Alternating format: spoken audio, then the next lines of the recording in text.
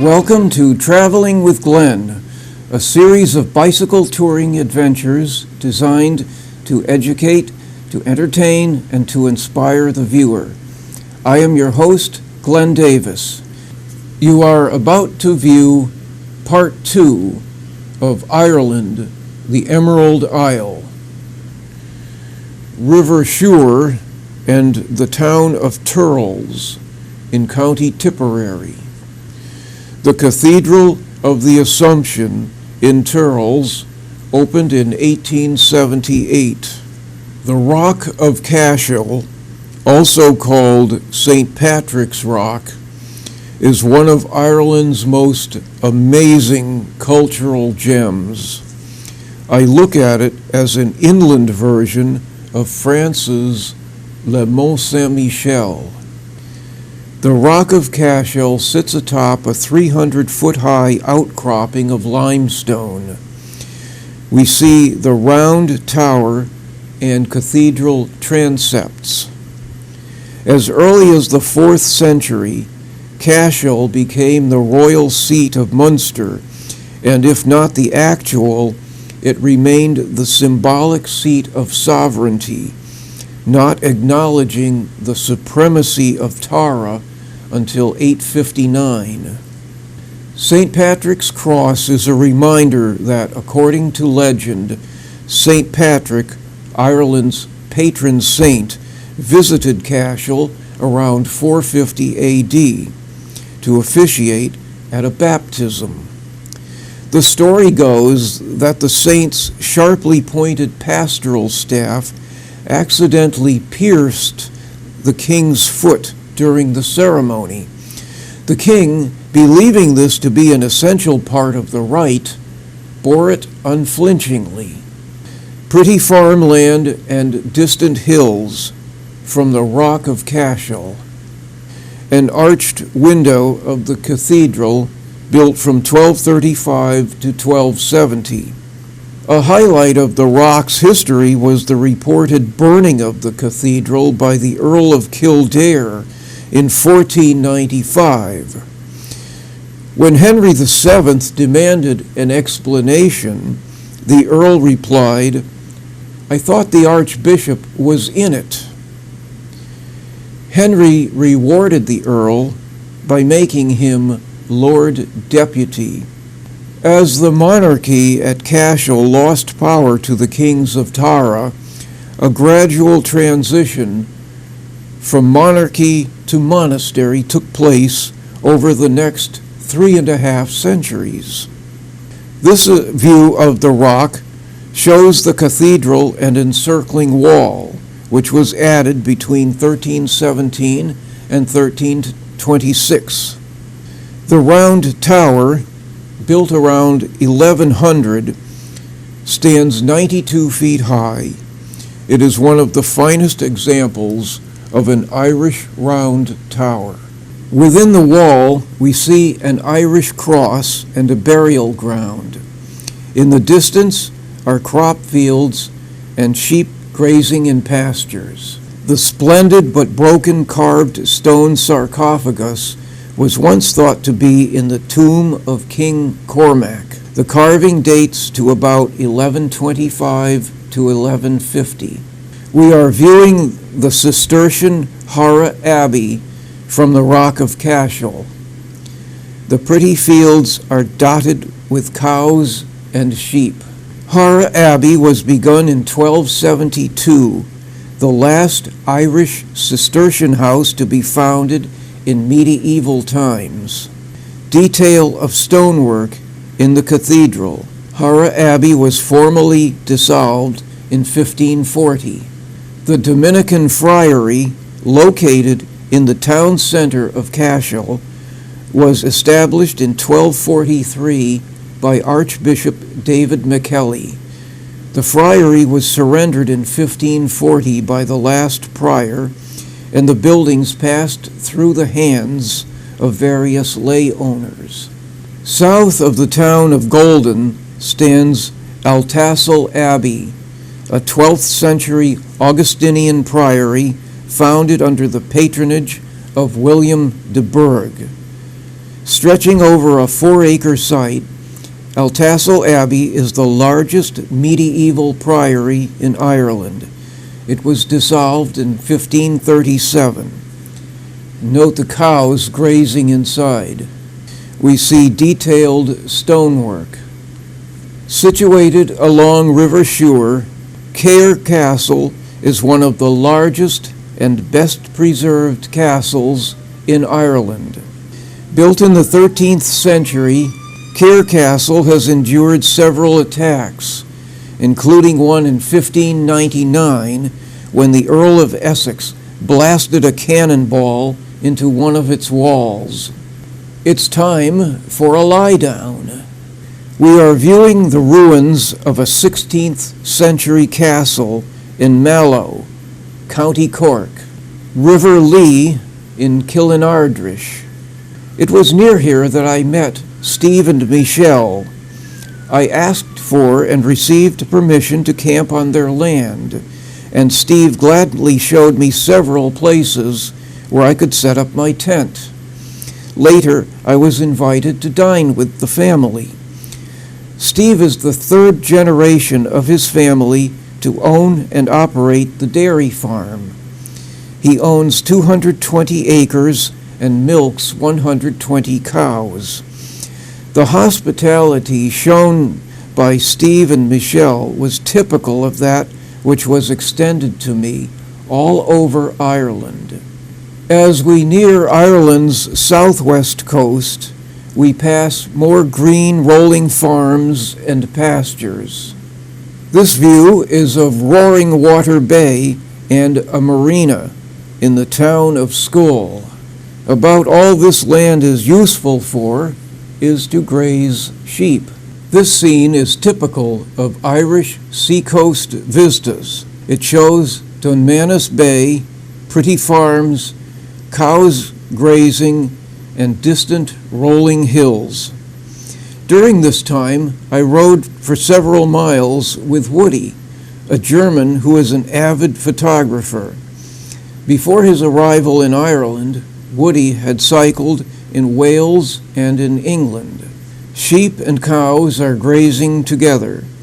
The greenness of the land is why Ireland is called the Emerald Isle. We see a view of Bantry Bay, boats, and shops. This old stone building in Bantry is lavishly decorated with flower boxes. These flowers are wild fuchsias. Glengariff Harbor and boats. At this point, I'm biking the spectacular Beara Peninsula, a place of stunning beauty, but some of the most difficult cycling in Ireland. A look at Bear Haven and Bear Island. This little bird is a European robin. It is much smaller than the North American robin, to whom it is not related.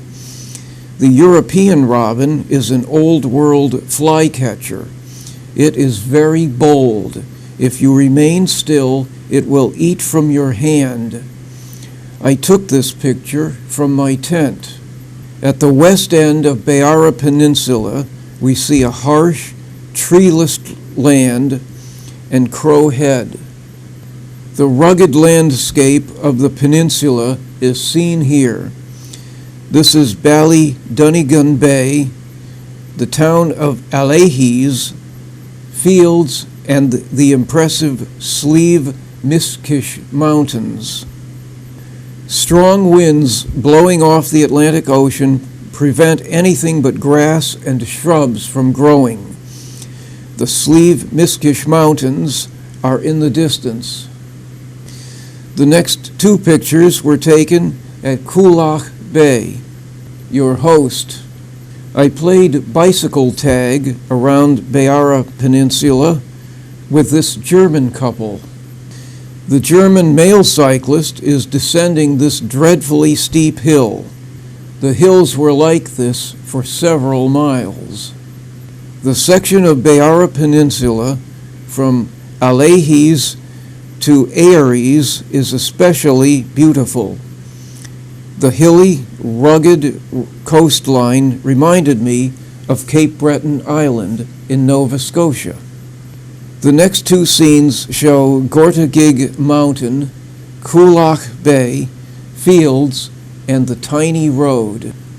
A view of Coolock Bay.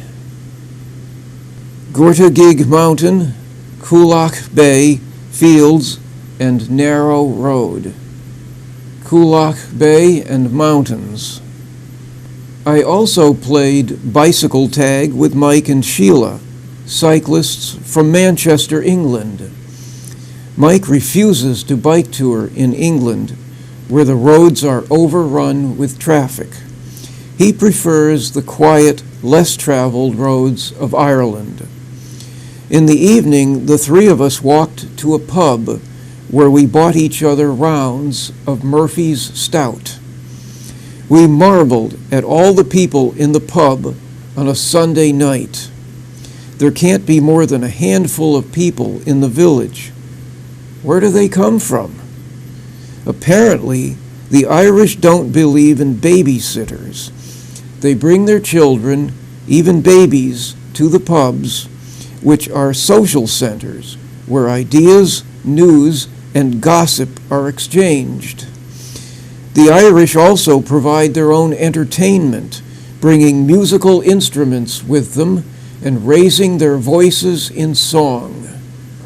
Beautiful Kilmakilage Harbor, the village of Lawrock in County Kerry, and distant mountains.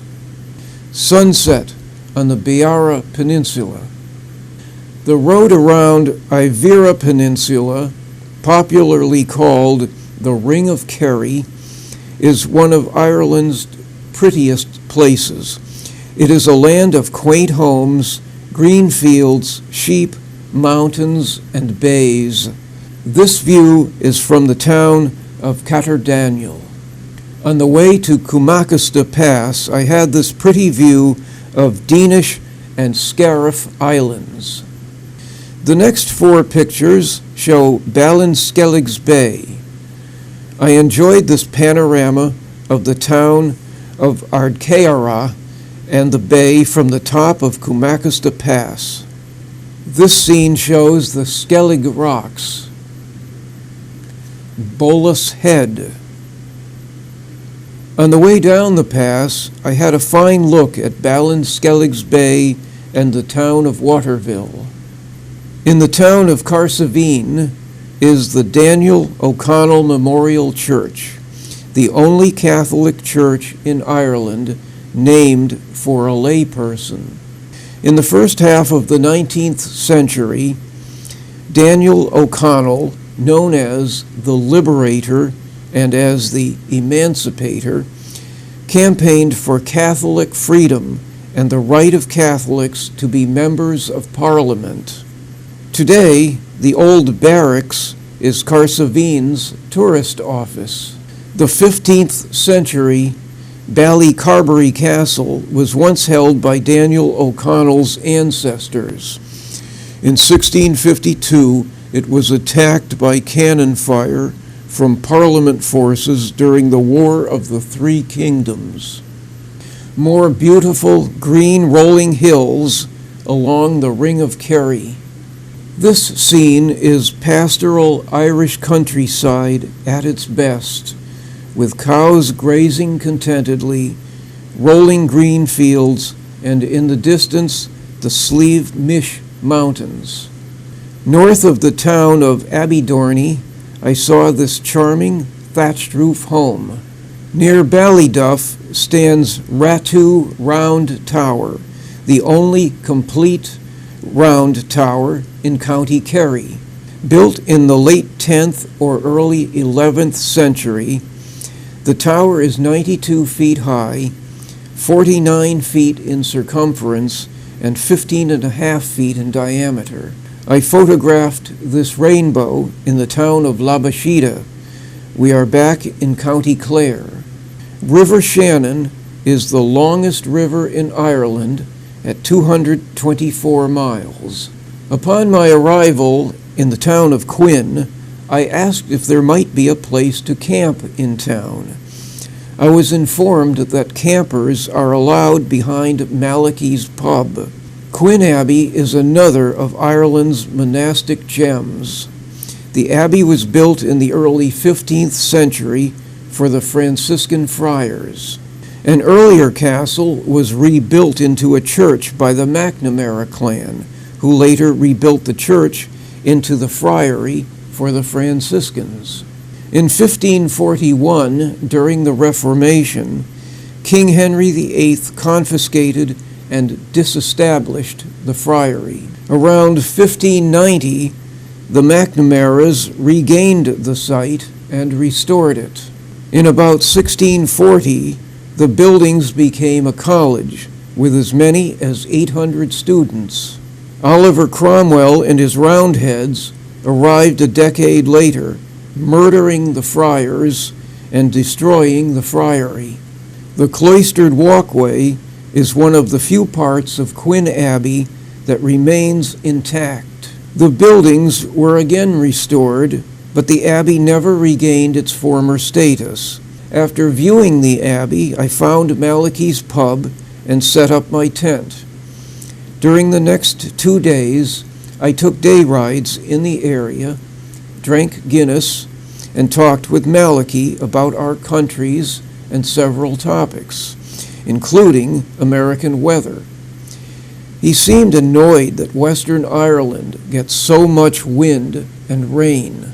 The square tower house of Napog Castle was built in 1467 by Sean McNamara and is a good example of a late medieval tower house. The 1- and 2-story additions were built in the mid-19th century. Napog Castle remained in McNamara hands throughout the Irish Confederate Wars of the 1640s. After the Cromwellian conquest of Ireland, it was confiscated and given to a Roundhead. After the re-establishment of the monarchy, the castle was restored to its McNamara owners. These 2 pictures are views of the 19th century drawing room. From the 17th to 20th centuries, the castle passed through numerous owners, eventually falling into ruin. Stained glass in the chapel. Mr. and Mrs. James Andrews of Houston, Texas, bought Napog Castle in 1966 and oversaw its restoration. Interior of the chapel. Napog Castle opened to the public in 1969. Today the castle is used as a venue for weddings, medieval banquets, and guided tours. Craganoan Castle was built by John McNamara around 1550 and is a typical example of a fortified tower house which was the ordinary residence of the gentry at the time. Ring forts were the normal type of farmstead during the early Christian period, 5th to 12th centuries. Within the circular walls, the inhabitants carried on their everyday farmyard activities, cooking over an open fire, grinding corn, and making pottery. According to a 9th century manuscript, St. Brendan the Navigator sailed a boat like this, with a frame of ash and covered with hides sewn together, across the North Atlantic Ocean in the 6th century, possibly reaching the North American continent. Crannogs were artificial islands on which people built houses, kept animals, and lived in relative security. This is a reconstruction of such a lake dwelling, of a type found in Ireland during the Iron Age and early Christian period. If you look closely at the doorway, you will see where some of the mud plaster has been removed to reveal the wattle sticks. The Irish rainfall produces an abundance of rainbows. I biked to Lough Derg and took a boat to Holy Island. Now uninhabited, the island became a monastic center in the 6th century. We see an Irish round tower and a restored church, a stone carving on the altar of the church. In County Galway, Portumna Castle is a semi-fortified house built in the early 17th century during the reign of King James I. It is located close to the shore of Loch Derg, near to where River Shannon enters the lake. Portumna Castle was one of the first, if not the first, building in Ireland fashioned in the Renaissance style. Close to Portumna Castle is the ruins of an abbey. The arched window is part of the abbey. I photographed this charming thatched roof home in Pucane, County Tipperary. Nenagh Castle, a Norman keep, was built between 1200 and 1220. The keep is more than 100 feet high, has a base of 52 feet, and is one of the finest of its kind in Ireland. Also in Nenagh is St. Mary's of the Rosary Catholic Church, a neo-Gothic edifice built in 1895. This is a view of Loch Derg, formed by River Shannon. We are looking at St. Flannan's Cathedral, Church of Ireland, built from 1185 to 1225. The cathedral was destroyed and rebuilt in the 14th century. It is situated in the town of Killaloe along River Shannon in County Clare. Bunratty Castle is an early 15th century tower house. Today it is a tourist attraction in which medieval banquets are held. Sunset at Loch Derg. Flying home on Aer Lingus. Thank you for viewing Traveling with Glenn. In place of my usual valedictory, happy trails, I leave you with this traditional Irish toast, which would be much tastier were I holding a pint of Guinness. May the road rise to meet you. May the wind be always at your back. May the sun shine warm upon your face, and rains fall soft upon your fields. And may ye be in heaven a half hour afore the devil knows you're dead.